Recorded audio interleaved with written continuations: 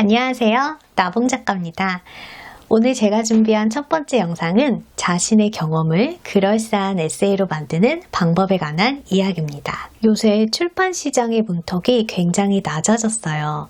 에세이 시장은 특히 더 그렇답니다. 그래서 누구나 자신의 이야기를 에세이로 써서 한 권 분량의 원고를 만들어낼 수만 있다면 작가가 될 수 있게 된 거죠. 인터넷 플랫폼에서 즐겨 읽던 글의 작가가 이제 출판을 하게 됐다는 소식을 접했을 때 나도 저 정도 글은 쓸 수 있을 것 같은데 라는 생각을 했다거나, 나만의 특별한 경험이 있는데 이걸 에세이로 한번 써보고 싶은데 어떻게 시작해야 될지 모르겠는 분들에게 이 영상이 도움이 되지 않을까 생각해요. 굳이 작가가 되려는 분이 아니더라도 자기소개서나 면접을 준비하는 분들에게도 유익한 영상이 되지 않을까 싶습니다.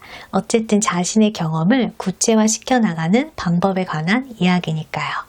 자신의 경험을 에세이로 만드는 그 첫 번째 방법은 바로 일기쓰기입니다. 대답이 너무 시시해서 허망하셨나요? 그런데 저는 일기쓰기야말로 글을 쓰고자 하는 사람의 기본 중의 기본이라고 생각하고요. 저는 감히 일기쓰기가 전제되지 않으면 글을 쓸 생각도 하지 말라고 말하고 싶을 정도입니다. 저야말로 일기쓰기를 통해서 제가 늘 꿈꿔왔던 작가의 길을 걸을 수 있게 됐는데요. 저도 꾸준히 일기를 쓰다 보니까 제가 쓸 에세이 소재들이 보이기 시작했고, 그걸 글로 쓰고 한 권의 원고로 엮어서 출판사에 이제 제안을 했고, 작년 가을에 계약을 했고 그래서 올 상반기에 제 에세이집이 나오게 됩니다. 그런데 이 습관이 정말 너무 놀랍고 재밌어서 제가 저희 남편에게도 공유했어요. 일기를 써보라고. 또 남편은 제가 시키니까 했죠. 그런데 저희 남편 진짜 찐 공돌이에 정말 글 한 번도 써본 적 없는 사람인데요. 작년에 에세이 작가가 됐습니다. 이미 자신의 책을 출판을 했고요. 더 놀라운 거는 그 남편의 에세이를 재미있게 읽은 한 제작사에서 드라마로 제작하고 싶다고 의사를 밝혀서 영상 판권 계약까지 했습니다. 어떠세요? 일기 쓰기가 저뿐만 아니라 제 남편의 삶까지 변화시킨 거죠. 이쯤 되면은 그냥 속눈썹 치고라도 꾸준히 일기를 써보겠다는 생각 들지 않으십니까? 사실 저는 어렸을 때부터 굉장히 책 읽기를 좋아했고요. 모든 이제 독서를 좋아하는 사람들이 운명처럼 작가가 되고 싶은 것처럼 저도 어렸을 때부터 작가가 되고 싶었어요. 그래서 대학도 관련 학과를 나오고 아이들 글쓰기 지도도 했었고, 지금 일하는 회사에서 보도자료도 쓰고 그 보도자료 편집하는 일도 했어요.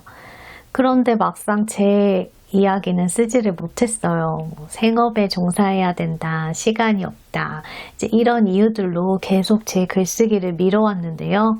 이런 제가 제 에세이집을 낼 수 있게 된 원동력은 매일 꾸준히 내 삶을 기록한다는 그 실행력이 아니었을까 싶습니다.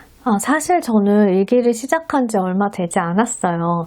2018년도부터 쓰기 시작을 했는데요. 일기를 처음 쓰기 시작한 날도 회사에서 막 이제 일을 하고 있었어요.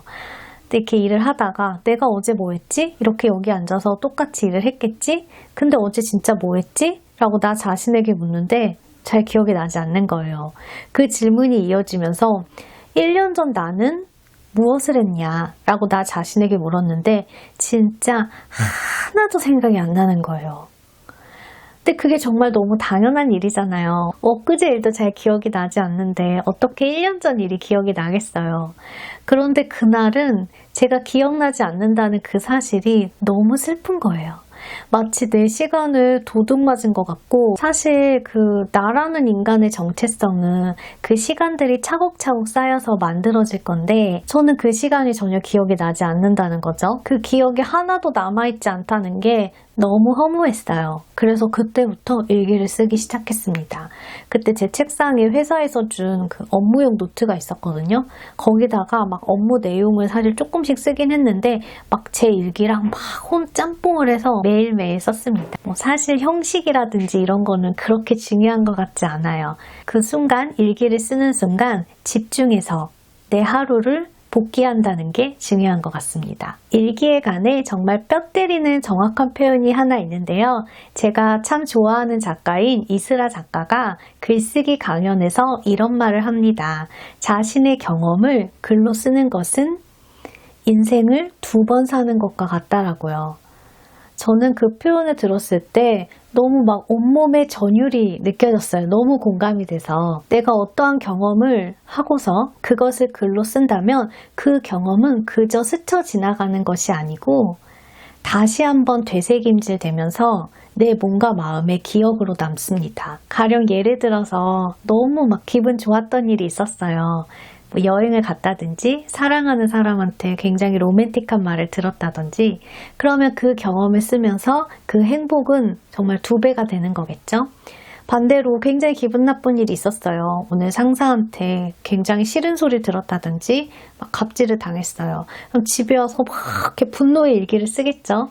그날 하루를 반성해 보는 거죠. 내가 그때 그 사람한테 이런 말을 던졌어야 되는데 혹은 그때 이 말은 하지 말았어야 되는데 경험이 그냥 나를 스쳐 지나가는 것이 아니고 내 몸과 마음에 아로 새겨지는 과정을 겪는 것이죠. 사실 그래서 글 쓰는 행위는 나를 돌아보고 나를 돌봐주고 아껴주는 행위예요. 그래서 저는 글을 쓰는 사람은 정말 자기 삶을 긍정하는 에너지를 갖고 있는 사람이라고 생각합니다. 그럼 대체 일기는 어떻게 써야 되나요? 라고 이제 물을 수 있는데요. 사실 형식은 정해진 게 없어요. 그냥 정말 매일 쓰는 게 중요합니다. 어떤 분들은 단순하게 이렇게 사실을 기록하는 팩트만 나열하는 형태로 쓸 수도 있고요. 저 같은 경우는 그 순간의 느낌과 감상을 웬만하면 빼곡하게 다 적으려고 하는 스타일이에요. 요새 보면 다이어리 굉장히 예쁘게 꾸미시고 막 정갈하게 쓰시는 분들이 있는데 저는 정말 막 휘갈겨서 씁니다. 그래도 괜찮아요. 어차피 내가 읽을 수만 있으면 되거든요. 형식보다 중요한 거는 매일 쓰겠다는 꾸준함인데요. 그러려면 습관으로 형성이 돼야겠죠? 그래서 저는 아침에 일단 회사에 출근하면은 컴퓨터 켜고 의자에 앉아서 무조건 먼저 일기를 써요. 자신이 매일 하는 일이 있다면 그 뒤에 일기 쓰기를 연결하는 습관 고리를 만든다면은 매일 쓰는 일이 그렇게 어렵지 않지 않을까 생각됩니다. 그러면 제 일기장을 좀 보여드릴게요. 참고가 되실지 모르겠는데 정말 제가 일기를 얼마나 휘갈겨 쓰는지도 한번 보여드릴게요. 제 일기장인데요. 일단 이렇게 마음에 드는 예쁜 노트를 준비하시면 됩니다. 이거는 제가 예전에 알폰스 무아라는 화가의 전시회에 갔을 때 샀던 노트인데요. 너무 예뻐서 샀어요. 일단 이렇게 아무것도 없는 백지 상태의 일기장이고요. 그냥 이렇게 막 휘갈겨서 엉망진창으로 씁니다. 전혀 예쁨이란 없습니다. 빨리빨리 써야 돼가지고. 빨리빨리 생각을 놓치기 전에 써야 된다는 마음 때문에 이렇게 막 씁니다. 그 중에서 이 앞부분은 제가 제주도 여행 갔을 때 썼던 일기인데요. 이것 좀 읽어드려 보려고 해요. 원래 여행 가면은 괜히 더 설레고 너무 특별한 날이니까 그걸 기록으로 남기고 싶잖아요. 그래서 사진 많이 찍잖아요. 저도 사진 되게 많이 찍는데요. 근데 사진만으로 뭔가 아쉬운 게 있어요. 그래서 그때그때 이제 여행지에서 제가 느낀 감상을 이렇게 핸드폰에다가 살짝살짝 써놓은 다음에 숙소에 돌아와서 막 이렇게 휘갈겨서 씁니다. 그럼 한 구절 읽어드릴게요. 제주도 여행 갔을 때 우도 가느라고 배를 탔던 이야기인데요. 거기서 본 바다가 너무 인상적이었어요. 배에서 본 바다가 살아있었다. 바다는 그냥 시퍼런 물이 아니라 살아있는 생명체 같다. 끊임없이 출렁이고 으르렁대고 난리를 치면서 자신이 살아있음에 소리 지르고 있었다. 그냥 물이 아니라 손으로 만지면 검고 끈끈한 액체가 흘러나올 것만 같았다. 물이 아니라 피 같았다. 이렇게 표현을 했네요. 넷째 날에는 함덕 바다를 갔었어요. 점심을 먹기 위해 함덕으로 갔다. 사실 함덕의 바다색을 보고서 거기서 1박도 생각했었는데 실제로 가보니 생각보다 더 좋았다. 특히 바다색 예술. 어제 우도의 바다는 강한 생명력을 느꼈는데 함덕의 바다는 착하다, 고요하다. 색도 색이지만 그 철썩거림이 그 철썩거리는 소리가 어찌나 고요한지 사람 마음까지 고요하게 만드는 바다였다. 날이 따뜻하면 돗자리를 펴놓고 한없이 앉아있을 수 있을 것 같은데 또 그런 날씨에는 사람이 엄청나게 많아서 이렇게 고요하지 않겠지? 이런 식으로 일기를 썼습니다. 다음 영상에서는 이런 제 여행 일기가 어떻게 짧은 에세이가 되는지 보여드려 볼게요. 이런 식으로 제가 경험한 글쓰기 과정을 여러분들께 공유해보고자 합니다. 저는 모든 사람들이 자신만의 특별한 이야기를 담은 작가라고 생각해요. 먼저 글을 써본 사람으로서 경험을 글로 쓰는 과정이 대단한 성취감이 있고 그로 인해 자신을 더 돌볼 수 있고 사랑하게 될 수 있다는 걸 깨달았거든요. 우리가 글쓰기가 어렵다고 느끼는 이유는 교육과정에 있으면서 항상 내 글을 다른 사람에게 평가를 받았기 때문인데요. 타인의 평가를 받지 않고 타인의 시선에서 자유로운 오롯이 자신만의 평가로서 당당한 글을 쓸 수 있는 사람들이 더 많아졌으면 좋겠습니다. 오늘 제 영상은 여기까지고요. 그럼 우리는 다음 영상에서 다시 만나요. 안녕.